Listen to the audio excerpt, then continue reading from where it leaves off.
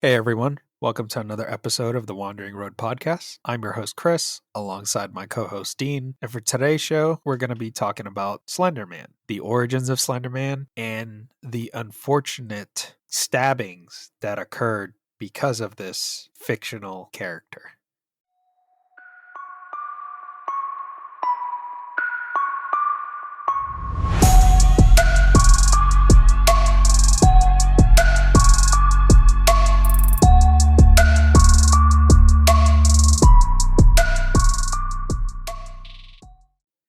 But before we get started with today's show, if you would like to share your stories with us or even be on the show, please reach out to us at twroadpodcast@gmail.com. We would love to hear from you. We would love to hear your stories, and we would love to have you as a guest on the show at some point in the future.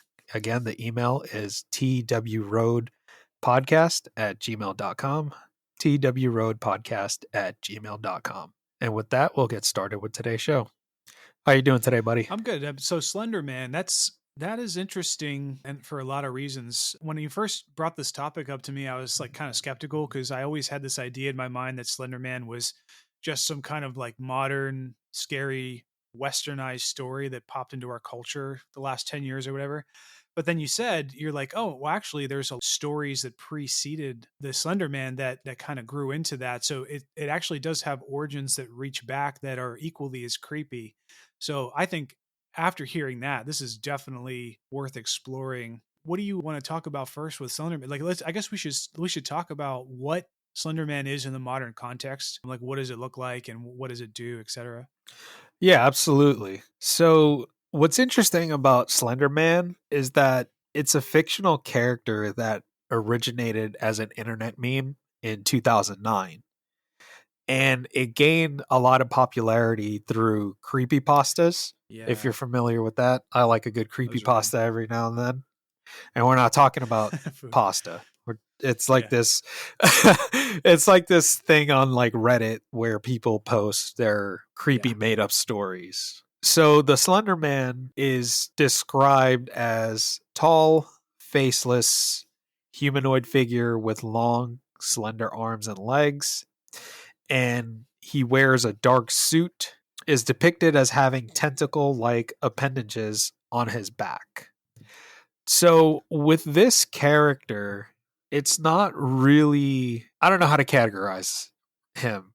A paranormal entity or like a cryptid type of entity, because it started off hmm, as a meme, but then it took a life of its own. But apparently there's speculation that the Slender Man was created based off of an apparent German mythological creature called I'm gonna butcher this, Der Grossman, or also known as yeah, the Tall Man.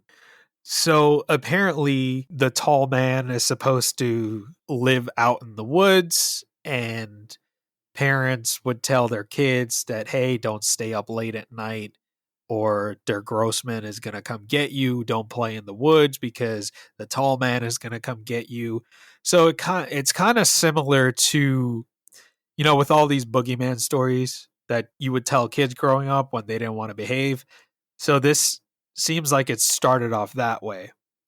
But apparently there was a supposed account from 1702 that describes an incident involving Der Grossman. Now, we can't really say if this was fabricated, but this is what the account said.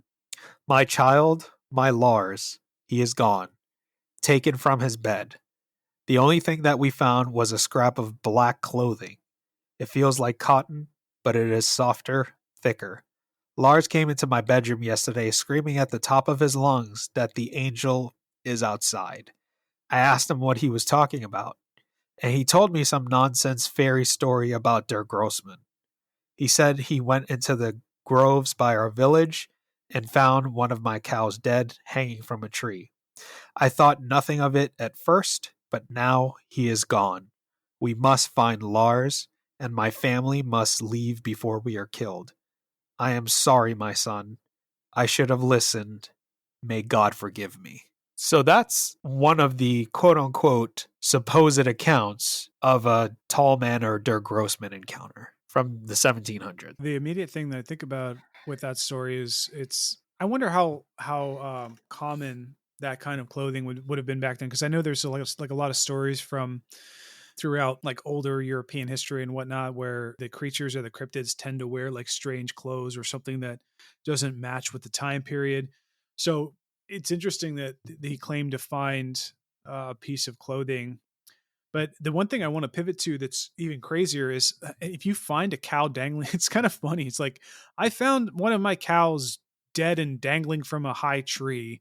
I thought nothing of it. You know what I mean? Like, what do you mean you thought nothing of it? You had a 400-pound cow hanging from a tree.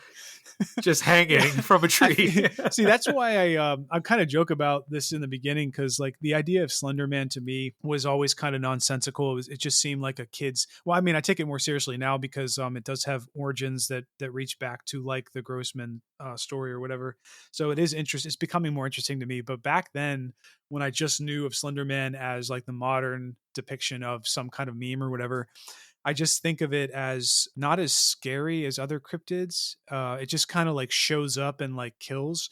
But this story about the German man losing his son in the 1700s, I also have to wonder, like, you would have to, like, I don't know what stories were floating around back then, but this seems like one of those oddly specific stories that it seems like it would take a lot for someone in that time period to make it up. You know what I mean? Like they didn't, it'd be like someone who never saw a horse coming up with a idea of a unicorn. Like the idea of a unicorn comes from, you know, someone marrying up some animal with a horn and a horse. And then you have unicorn. But if no one ever heard of a horse before, it'd be really hard for someone to come up with this idea of a four-legged creature that had a long snout and a big horn that looked like a horse, but was, you know, something they had no idea what it was before. So that's what I think about with this story up front. The rumor has it that this was used as kind of like a boogeyman Okay. myth for kids. Well, then Yeah. that's a good jumping off point But then to talk about the next portion of this kind of story, which is, you know, we talked about this in the past podcast with the Wendigo. But the idea that, you know, is it possible for people to come up with a story of something in their head, initially having no direct connection to things in real life, but then people ruminate on it for so long and focus on it, think about it, they kind of craft it out in their heads and it takes on a form of its own.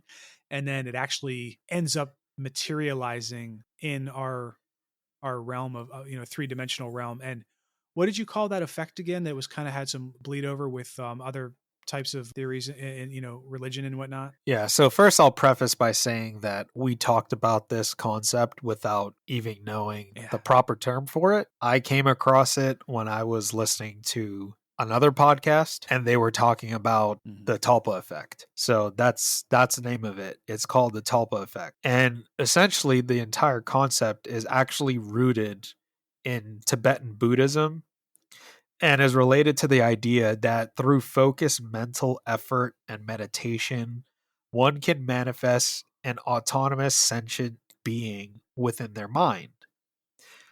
So, if you think about it, let's put it this way to let's think of a good example. Let's talk about Tolkien, right? The creator of The Lord of the Rings. His characters that he created have such in-depth personalities on their own that when you're reading the book, it's like, holy fuck, this is an autonomous sentient being on the piece of paper.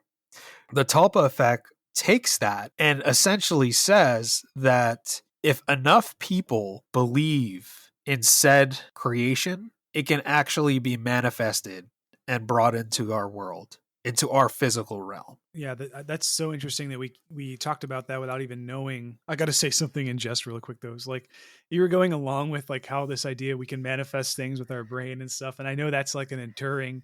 That is actually an argument in a lot of respects outside of the realm of like creating an autonomous being in your mind. So this is specific to creating a being in your mind and having it materialize. But there's also this idea that, you know, you hear about people thinking like pitching the idea of like positivity, thinking about positive and materializing things that you want, like creating. There used to be this old school method that I remember doing growing up in school, where it's like you create like it was a project where I think it was in like middle school.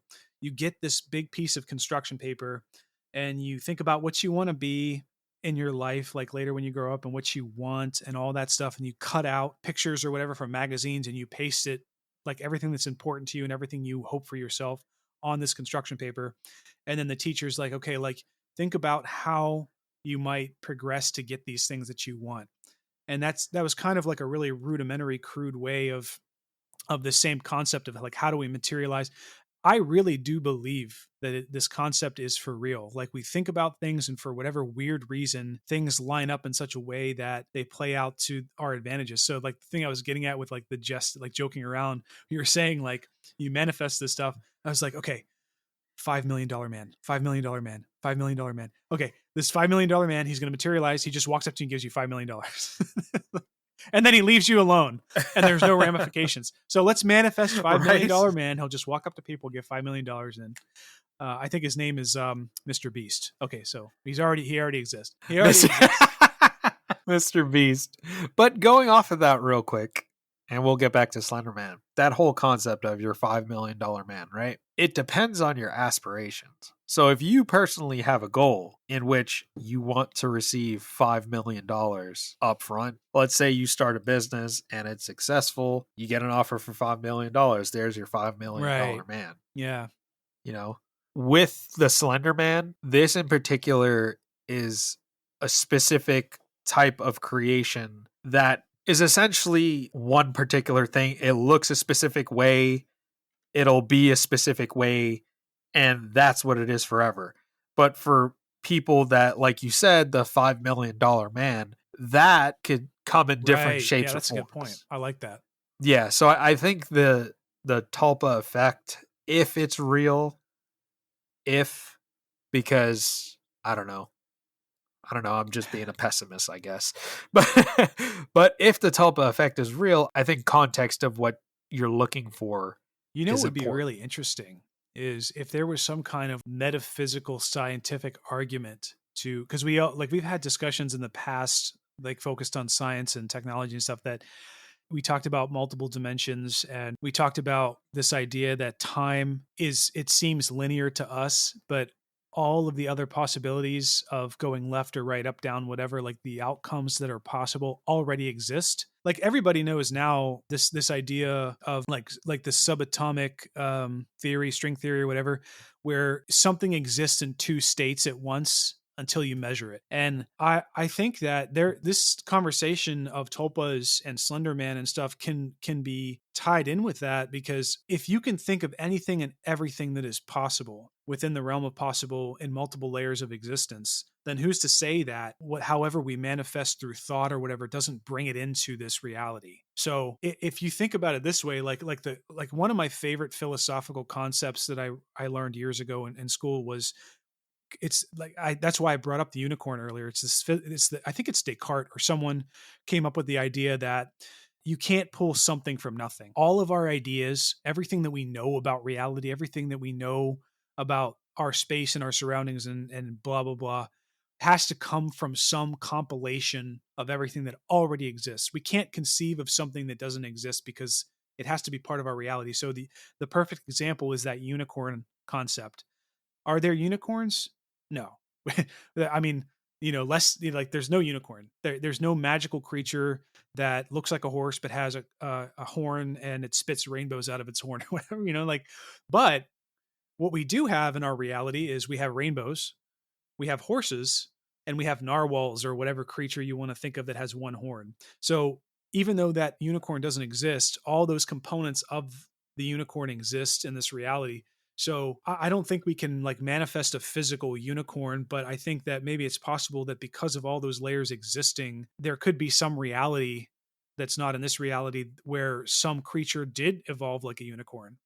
Maybe there is some other level of outcome of a different like multiverse or whatever, where unicorns did come about through evolution or whatever. So I wonder if it's possible that maybe there are creatures that could exist in different layers of dimensions or whatever that can be brought into for this, because like you think about, like we think about things and we materialize them, but maybe it's the other way around. Maybe these things already exist and they're kind of like hinting at us and pulling at us and injecting these ideas about them so they can come into our reality.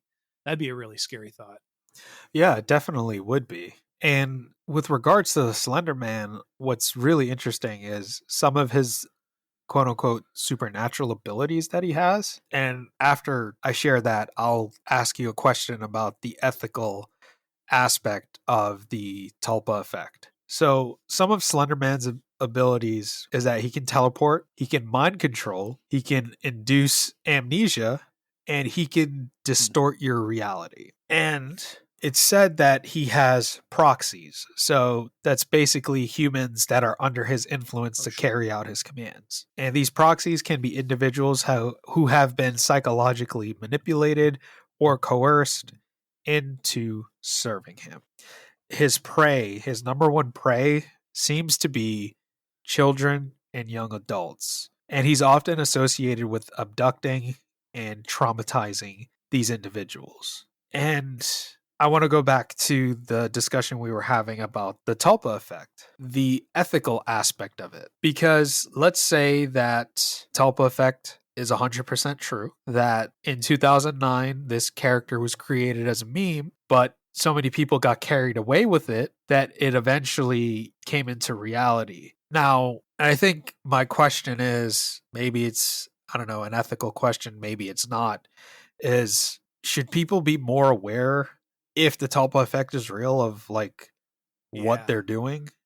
I probably worded that No, I really, get it. really Yeah. terribly. Yeah, but it's like there has to be an ethical code to it, because if the Tulpa effect is real, you can't go and fucking imagine up a death claw and create this massive Yeah. lore behind it and then put it all over the internet and expose it to all of these impressionable kids and teenagers that love all this horror shit, and then they truly believe it and it becomes incorporated as part of their lives, and somehow through some physics or some bullshit this thing then comes into existence in Yeah. our plane.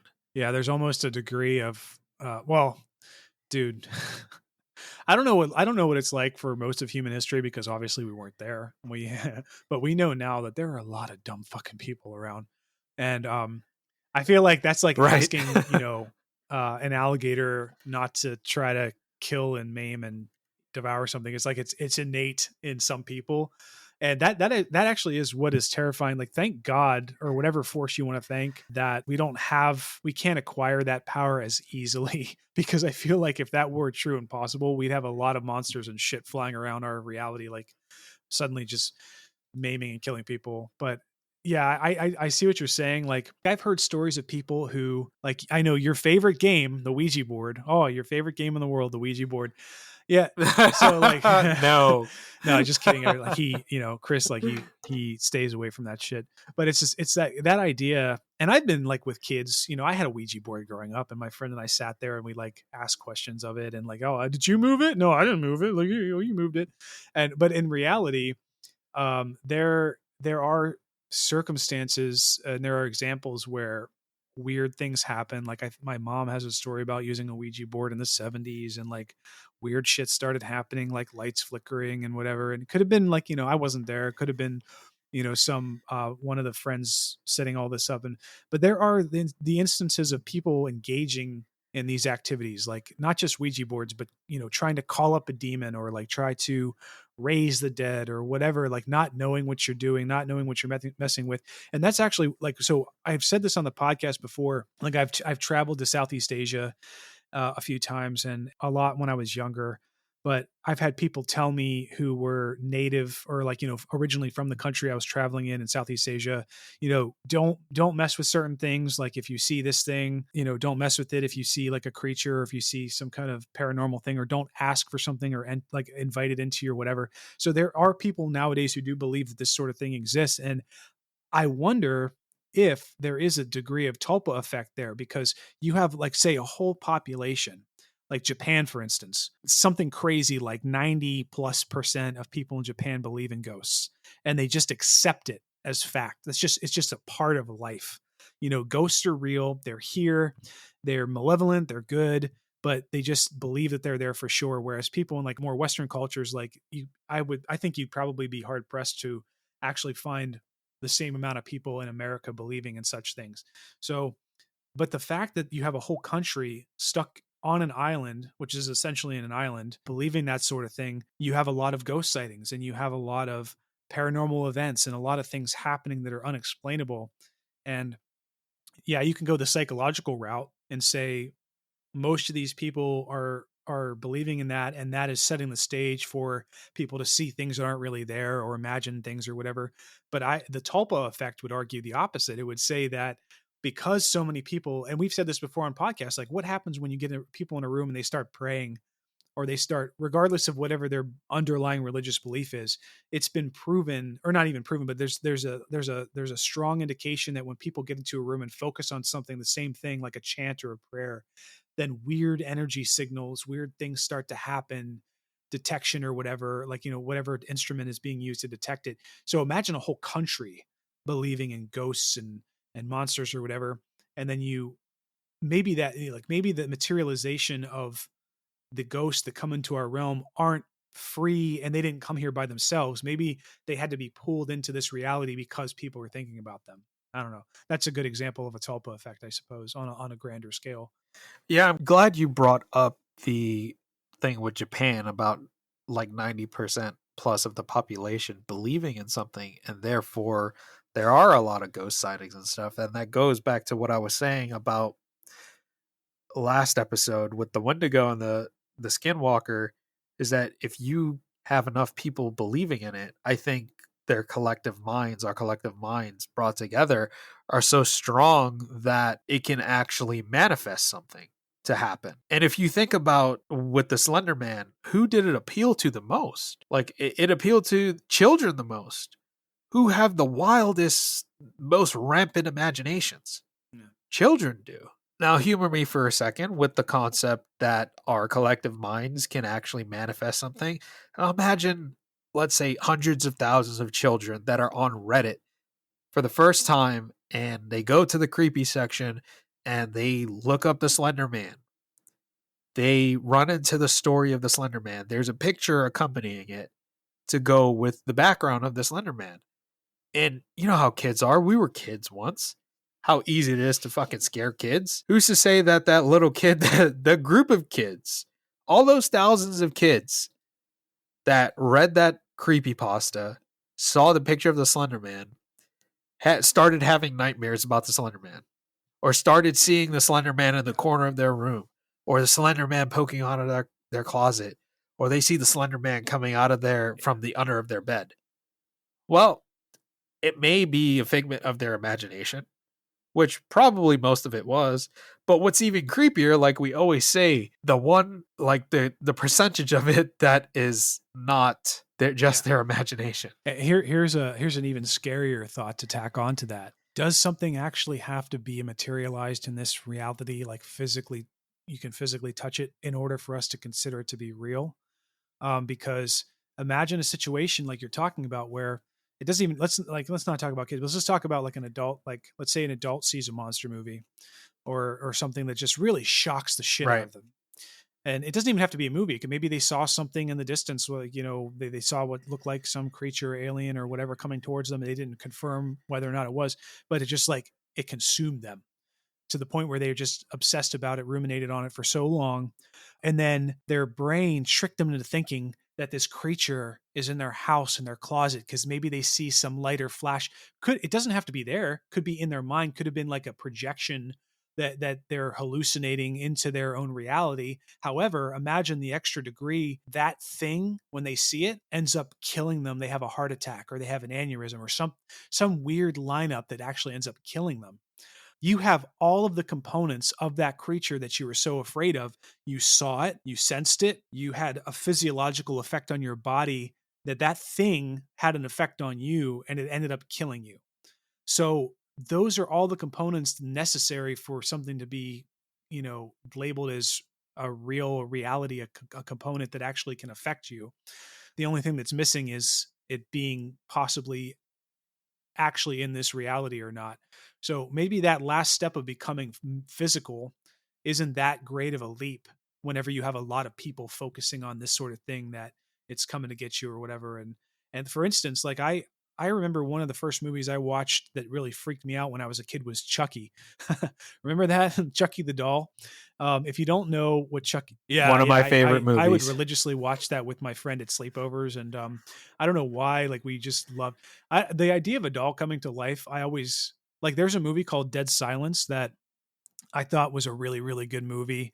If some people shat on it, but I always liked movies that had like dolls in them that came to life. And if they were well done, that was always a creepy factor times 10 for me. But I saw Chucky when I was a kid. And I think I said this before on a podcast, but like I had this like waking dream where I hallucinated coming out of a sleep state and I saw clear as day Chucky the doll standing next to my bed, smiling at me like maniacally. And I'm not talking about like I had a dream of him standing next to my bed and I woke up. I'm talking about I woke up. I was coming to a wake state. And for a solid like 3 to 4 seconds, I looked right in his eyes as he looked at me from the side of my bed. And when I came to reality, like when I came back to fully awake and he like disappeared, even as a kid, I realized like, Chucky's not real. It's a movie. I never believed that he was really there, but that stuck with me to this day where, I saw him clear as day next to my bed. I wonder if someone who was more likely to believe, like say Slender Man or something as a kid, you see something, you feel like you're creating something with your mind, and then what's the final leap to getting to that physical state? This is a perfect point to talk about one of the really unfortunate cases that really did materialize from Slender Man, which was a stabbing by two girls that happened in May of 2014, I believe, in was it like Wisconsin? So yeah, Yeah. you want to talk about like let's dive into this story where like Slender Man actually had a physical effect on kids like we've been talking about. Oh yeah, absolutely. And you want to talk about effect on kids as well?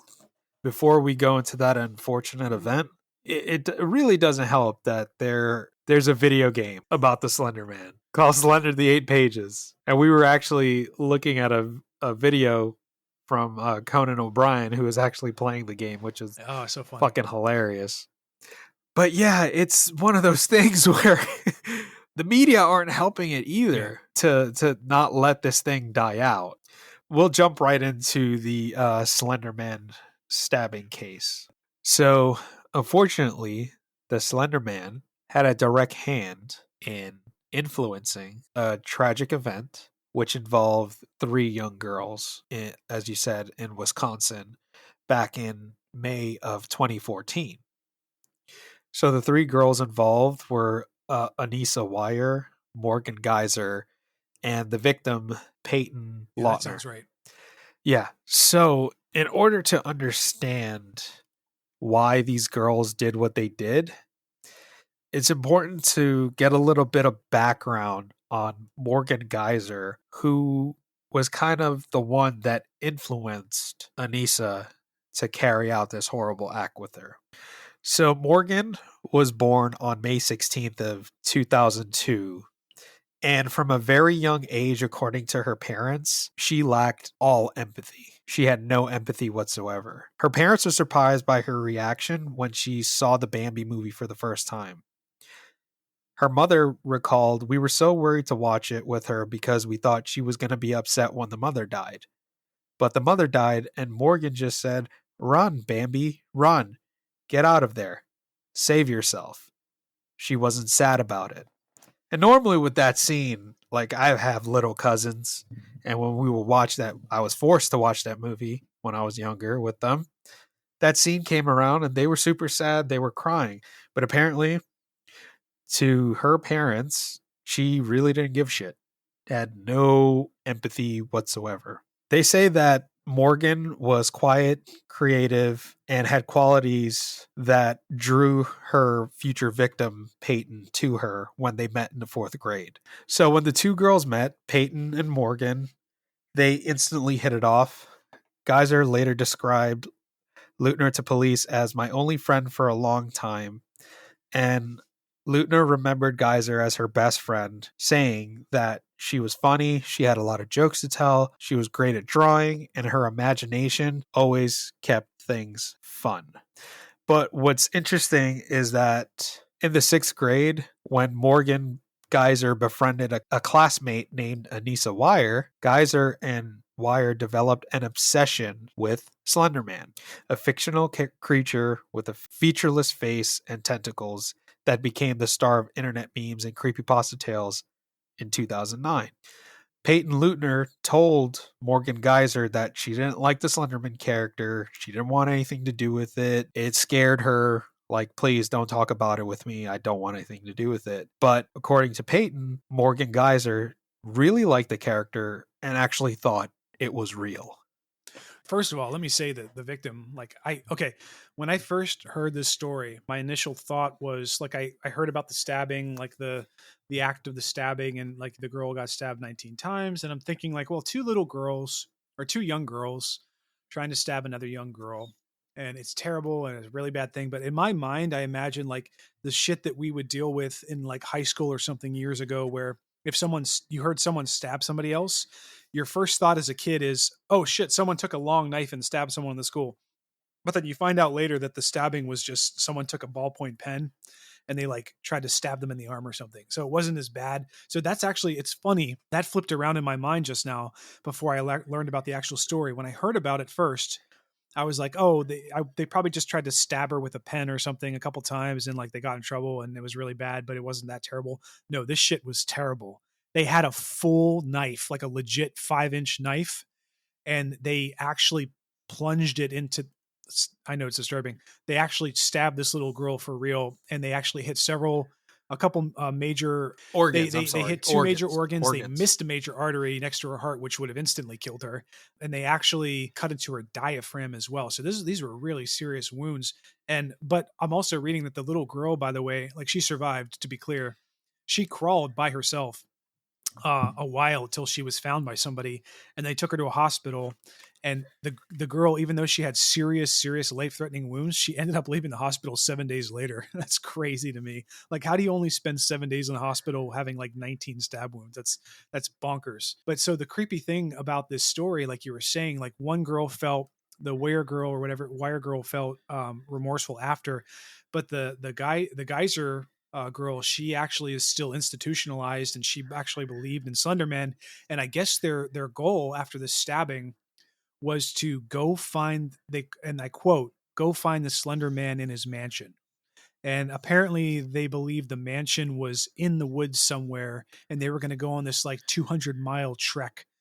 That would be interesting to find out, like why they thought his mansion was in this particular location and what they expected to do after they got there. I think it's based off of the fact that multiple variations of the Slenderman lore has like him living deep in the woods. So that's where that would have come from. You know what's even crazier about this whole entire situation is that they plotted her murder for I didn't know months. Yeah. Yeah. This was really thought out, and it's borderline terrifying that a bunch of 12-year-olds could think. So yeah, the other thing that this reminds me of, and I know this, I mean, what I'm going to bring up is not really comparable in a lot of ways because it was so heinous and really bad. And I actually remember it very clearly. I'm sure you remember it too, because we were young when this happened. But the Columbine incident was like, what was that? I think it was the first mass school shooting. And I remember learning about that in depth at some point. So I might have get my facts wrong or whatever, but I remember the two boys at the time who orchestrated it. It just reminds me of the same story as this one with the Slenderman, where they planned it for like a long time. They had it all set out in their head as to what they were going to do, and then they actually ended up following through with it. So that is interesting that, like you said, about how you can't imagine kids doing this. And I think it is different in one of the many ways it's different from Columbine is that, you know, the Columbine dealt with high school kids, and they were older and more mature. Well, you know, like, you know what I'm saying, like older kids tend to be more mature. So they had more life experience or whatever is what I'm trying to say. But two little girls conceiving of this seems way less conceivable. Like the Columbine shooting seemed to come from just really bullied or really like kids who were just really twisted with what some people thought it came from, like violent video games or whatever, which, you know, disproven, I think. But the little girl story, the story with the girls in Slenderman, this came from the actual made up fallacy of the Slender Man. And this goes back into that vein of what we were talking about earlier, like how someone could see something in their reality that have it affect them in a negative way.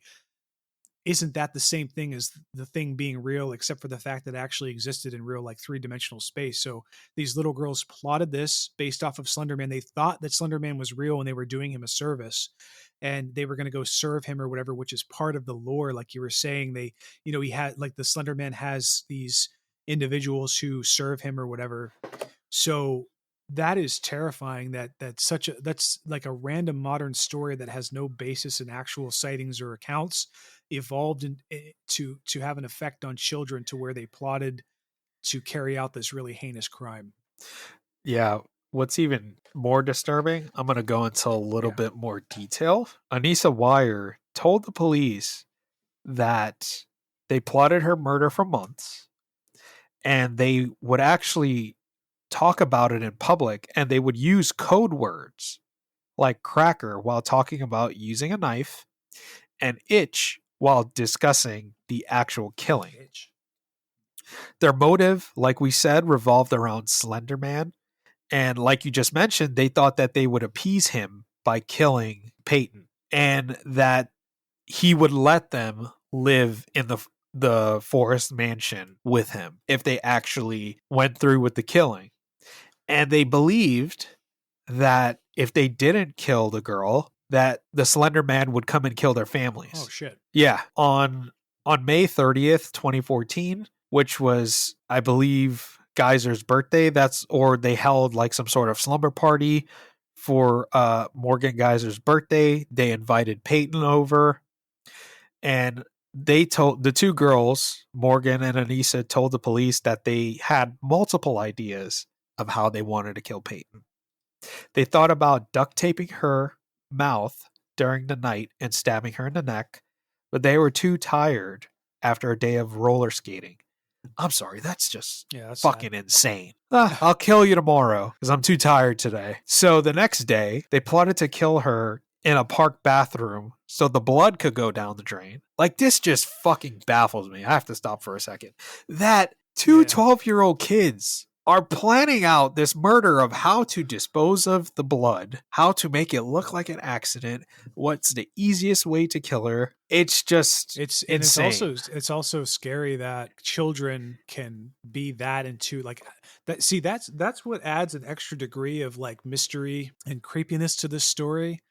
It's almost like they were being coached, by someone who knew what they were doing. I don't know if we should treat this more as just a really sad story or actually tie it, but you know what I mean? Like it is strange to me that children of that age who were seemingly, they didn't sound like they were anything above and beyond academically. They just seemed like two average girls, not dumb, not smart, but, pretty normal. For them to come up with these ideas, drain the blood in the middle of nowhere, like whatever, like however they had code words.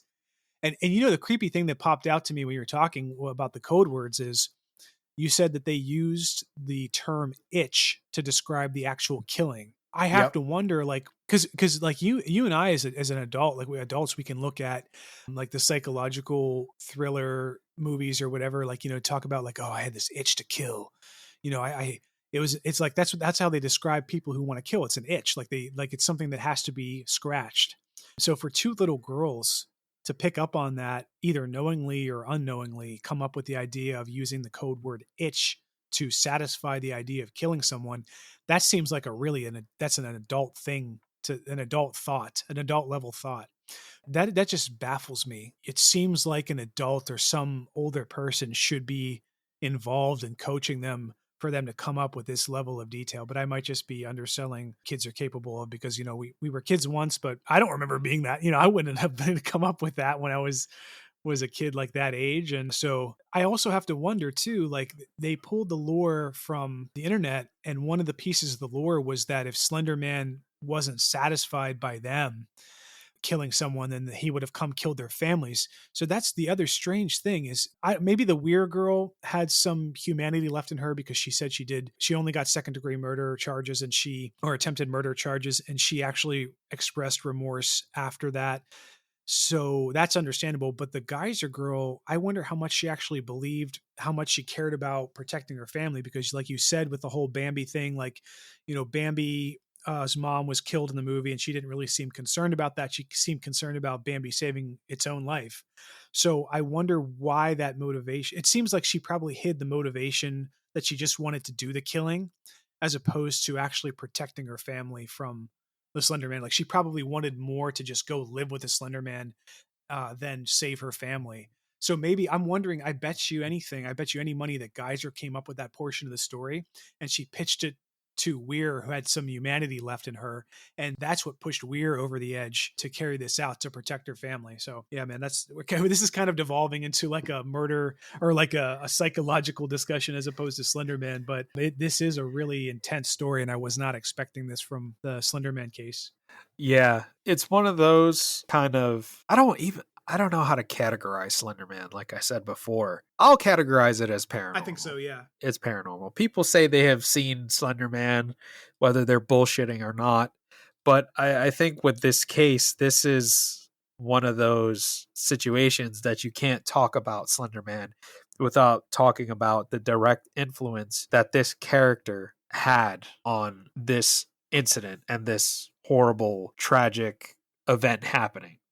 But what's interesting, when Geyser and Wire were caught, Geyser, without any remorse, asked the police, is she dead? Without any fucking remorse. Eventually, I think she was diagnosed with some form of schizophrenia because apparently she claimed that she could communicate telepathically with fictional characters like Harry Potter and the fucking Ninja Yeah, Turtles. yeah, that makes sense. Schizophrenia to that degree. It's just unfortunate that someone with schizophrenia, and I didn't get a chance to bring this up earlier, but maybe a good time to bring it up now with the whole idea of like tulpas and like. So we were joking around earlier about how like, oh, we materialize this $5 million man and he'll like come give you $5 million.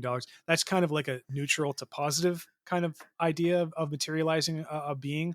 But so what are the strongest drivers of human nature? It's like fear. What is it? Like Freud said, like fear and sex or something were the biggest ones. But like, fear is a huge one. And greed is another one. I think, like really negative connotations. People want to protect themselves. They want to advance their well-being because it's innate, our desire to persevere. And some people take it too far. And that kind of like goes into this idea that we need to be greedy. We need to snatch stuff up and protect ourselves, etc. And we know that that was our reality as humans for so long that we need to be fearful of people like that, fearful of things and people that can take that away from us and actually damage us or kill us. So I think it's unfortunate that someone like her with schizophrenia gravitated more towards that fear and or maybe even overcoming fear through controlling other people and killing other people. She gravitated more towards that side of like Slender Man, creepiness, murder, death, etc., as opposed to like gravitating more towards the happier side of like fighting evil with like Teenage Mutant Ninja Turtles or Harry Potter being a positive force in the realm of that story, saving people from Voldemort or whatever. But I wonder the evolution of Slender Man coming from these fictional areas and being built up as tulpas through different iterations from a society. I wonder if that is it's more likely that you have a negative outcome coming from a negative story as opposed to a positive outcome coming from like her engagements with Teenage Mutant Ninja Turtles or Harry Potter. It's just an unfortunate fact of life, I feel like. So maybe that's why tulpas become more negative, and maybe they're more likely to be seen as a real thing because they are driven by that negative human emotion that like for instance that came out of this really unfortunate story with Slenderman and the stabbing. But there is a positive end to this case. Yeah. Peyton survived, and she was only in the hospital for a week, and she ended up going Yeah. back to school. So she got stabbed 19 times. She survived. She made it. The two girls that did this horrible act, whether it was Slender Man or not, or if they used the Slender Man as an excuse because they just wanted to see what it was like to stab someone, they were sentenced to mental institutions, right? Yeah. There is a component that to Slenderman that we touched on briefly in the beginning, but I just want to revisit one more time because, like you said, you don't know, you weren't really sure how to characterize Slender Man, and I think I tend to agree with you that it would be more of like a paranormal type of story because the components of Slender Man, like he has these powers of suggestion or like, he can materialize or whatever. Like, so there is something like beyond the physical state of existence for Slender Man. But it is intriguing to me that the depiction of Slender Man came about as it did. Because growing up, you and I, like when I think of, I don't know about you, but when I think of like monsters and scary stuff, I think of the traditional like fangs and claws and very, very emaciated or really just gruesome looking skin or there's detail. But it was, I guess, after hearing about this case and the story and the overlap with tulpas and all that stuff and how, like, when I originally, like I said in the beginning of the podcast, I never really gave a lot of credence or paid a lot of attention to Slender Man. I just thought it was a stupid kid thing. But looking at it from a different perspective after the stabbing, it is interesting to me that that generation that formed and built up the lore of Slender Man was infatuated with the idea that he was so basic. He almost looked like a Men in Black kind of look. Like he's got the suit. Why does he have a suit? Like what's the lore behind the suit? Like he must be a sentient creature that has some style or class or something. So I wonder why the suit came about. But the other thing that blows my mind even more is that he is featureless, which to me isn't all that scary. So I guess the kids glommed on to this idea that it's more terrifying to have a creature that is anonymous, and that also has supernatural powers that you can't see coming, which is also a form of anonymity in terms of like power and danger or whatever. So whereas you and I, when we grew up, it wasn't necessarily anonymity that scared us. It was, seeing the creature with the claws come out of the closet, like ready to pounce on you. That was very clear. That was a very clear, like Chucky the doll, like had a knife. He was very clearly detailed and terrifying in his own right physically. And I wonder if that's a reflection of like the time in which Slender Man came about, where like kids are you and I didn't have cell phones until like probably high school. Even if I didn't have an iPhone until I was like almost out of high school, I think. So, or actually even later than that. Kids who came up with Slender Man, they are surrounded by that lack of ability to be separated from the masses and being on your phone and being a part of the community or whatever. So it's funny that the flip side of Slender Man is the flip side of that. The scary thing to them is the anonymity. And I wonder if that's a reflection of them being afraid of being alone, not being connected on the phone, being a part of something that's larger than yourself. And that's like Slender Man took on that role to be something that to be looked at, that something that they feared. And maybe that's what these girls globbed onto, the girls who did the stabbing. Like they were subjugated, they were separated. They saw the only solution is attaching themselves to this entity of anonymity that protected them. And then maybe that's another degree of what a tulpa can be. Like it's the antithesis to a community or a type of people that satisfies that fear as something you can look at and address. And then in that right, the tulpa, the Slender Man, whatever you come up with, the gross man from 1700s became a real thing in its own right. Thanks for tuning into today's episode of The Wandering Road. You can find us on Apple, Google, Spotify, and most podcast platforms. Be sure to subscribe and share. Also, don't forget to give a follow on Instagram at twroadpodcast and follow my TikTok at twrpodcast. Take care, and I'll catch you on the next one.